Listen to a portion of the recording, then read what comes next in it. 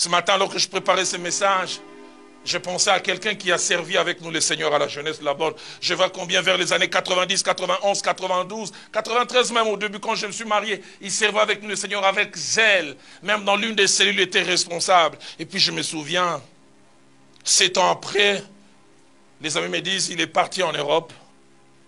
Et un ami me dit un jour, tu sais quoi? Il est devenu un rasta. Il fume, il prend même toutes sortes de drogues. Hashish, j'ai dit non. Je me souviens une fois, j'arrive à l'Occident, je le vois. J'en revenais pas, je dis, il a servi Dieu avec moi. Et quand il m'a vu, il dit, Roland, tu es toujours dans ces choses-là. J'en revenais pas. J'avais mal. Je me suis demandé qu'est-ce qui s'est passé. Il dit non, j'ai rencontré des gens qui m'ont ouvert les yeux. La Bible là c'est pour les blancs. Ils utilisent ça pour la colonisation. Je voyais, mais en même temps je voyais comment l'éloignement vis-à-vis de Dieu l'a amené vers la dépréciation. Il avait maigri, il n'était pas bien. Mais j'oublie jamais ce jour de 2005. J'arrive dans l'église du pasteur Noël Loumandé. Je le vois.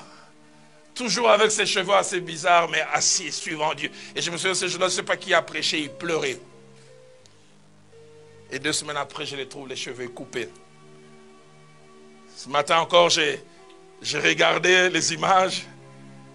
Il sert le Seigneur avec son épouse dans un pays d'Europe pour montrer qu'avec Dieu, un nouveau départ est possible. Je l'ai vu tomber dans la déchéance la plus complète. Les jours où je l'ai vu, j'ai dit, lui et moi, on a mangé à la même table. Nous avons suivi les merveilleux enseignements du pasteur Vernon. Qu'est-ce qui s'est passé? Et je me souviens, les jours où je lui ai parlé, il m'a dit une chose que je n'ai jamais oubliée. Il dit, Roland, vous qui n'êtes jamais sorti de l'enclos, restez-y. Il dit, tout celui qui a véritablement goûté Dieu, le péché n'est pas si succulent que ça. À la fin, il y a toujours un brin de tristesse. Il dit, je n'ai jamais été autant malheureux que quand je me suis éloigné du Seigneur. Ma petite expérience m'a montré qu'il n'y a pas plus malheureux, plus triste, plus maudit que celui qui a connu le Père et qui a même commencé à œuvrer, à travailler pour le Père et qui, pour certaines raisons, s'est détaché du Père. Vous qui me suivez, je ne sais pas moi à quel endroit, est-ce que votre relation avec les Pères célestes est-elle toujours la même? Est-ce que vous êtes dans la maison du Père? Est-ce que vous êtes attaché ou vous avez décidé de partir, appelé par les sirènes des dehors, appelé par les plaisirs du dehors? J'ai toujours eu la souffrance. Quand j'entends Paul écrire à son fils dans la foi de Timothée, dans une lettre où il donne des exhortations et puis il lui dit, Démas m'a abandonné. Par amour pour les siècles présents. Démas qui était son fils, qu'il a gagné au Seigneur, qu'il a vu grandir, il dit, tu sais, Démas, il s'est détaché. Démas s'est retourné dans le monde. Malheureux quand on se détache, surtout qu'on l'a connu et qu'on les sert. Il n'y a pas plus malheureux qu'un ex-chrétien.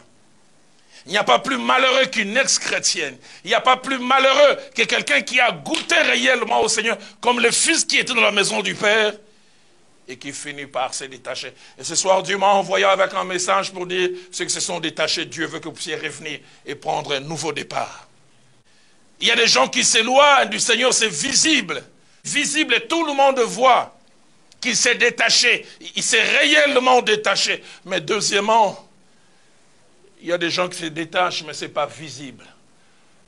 Dans Ésaïe chapitre 29, au verset 13, le Seigneur dira, quand ce peuple s'approche de moi, il m'honore de la bouche et des lèvres, mais son cœur est éloigné de moi.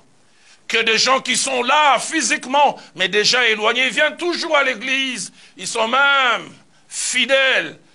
Mais la fidélité n'est que physique. Ils se sont éloignés. Et ce soir, Dieu veut que ce soit non seulement celui qui continue à aller au travers des rites, mais que ton cœur revienne pleinement à Dieu. L'éloignement vis-à-vis du Père peut avoir des degrés. Premier degré de l'éloignement avec le Père, c'est la baisse dans la qualité de la relation. Quand je parle de la baisse de la qualité de la relation, ce n'est pas que les péchés s'invitent, mais la passion n'est plus la même. Les zèles n'est plus les mêmes. La motivation du départ, qui était plein de vie, a cessé. Un peu comme un véhicule qui tend vers une panne sèche. Dans Apocalypse chapitre 2, verset 4, le Seigneur parlant à l'église d'Éphèse dira, mais ce que j'ai contre toi, c'est que tu as abandonné ton premier amour. C'est pas que tu ne m'aimes plus, mais c'est plus la même chose. La version Alfred Coin dit, tu ne m'aimes plus comme au début.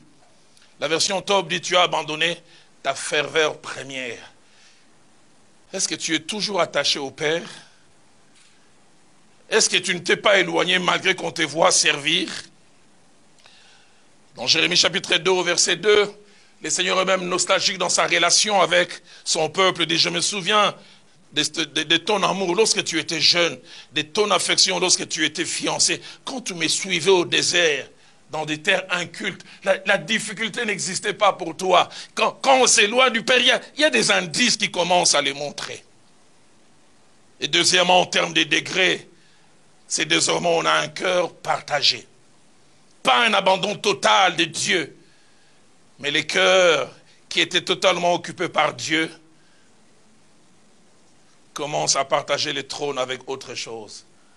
Dans 1 Roi chapitre 11, verset 4, la Bible parlant de Salomon ne dit pas tant parce qu'il a abandonné Dieu. Il avait dit son cœur ne fut point tout entier à l'Éternel. Une partie est pour l'Éternel, l'autre partie non. Français courant dit, il cessa d'aimer le Seigneur son Dieu de tout son cœur. Est-ce que l'aimez-vous de tout votre cœur? Dans 1 Roi chapitre 18, au verset 21, alors que le prophète est en train de lancer un défi au peuple avant que la pluie ne tombe du ciel, il dit, jusqu'à quand clocherez-vous de deux côtés? Clocherez-vous de deux côtés? Ils sont partagés. Il dit, si c'est l'Éternel qui est Dieu, allez auprès de lui. Si c'est Baal, allez auprès de lui. Un jeune homme me parlait de son grand frère chaque samedi dans une boîte de nuit en ville, que je n'aimerais pas citer les noms ici. Mais même s'il rentre à 3 heures du matin, à 8 heures, il doit être au culte, premier culte. Jusqu'à quand clocherez-vous de deux côtés? La version d'Arbi dit, jusqu'à quand hésiterez-vous entre deux côtés?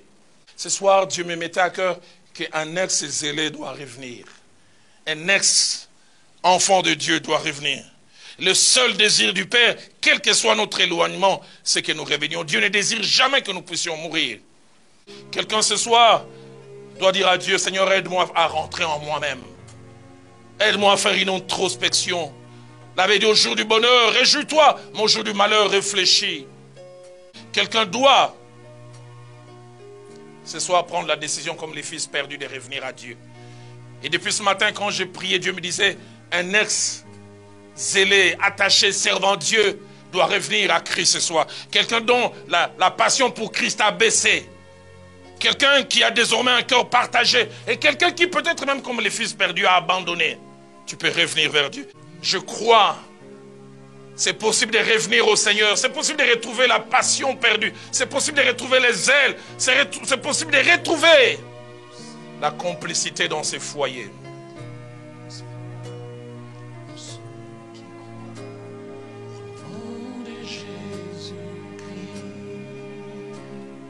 C'est encore possible. Alléluia.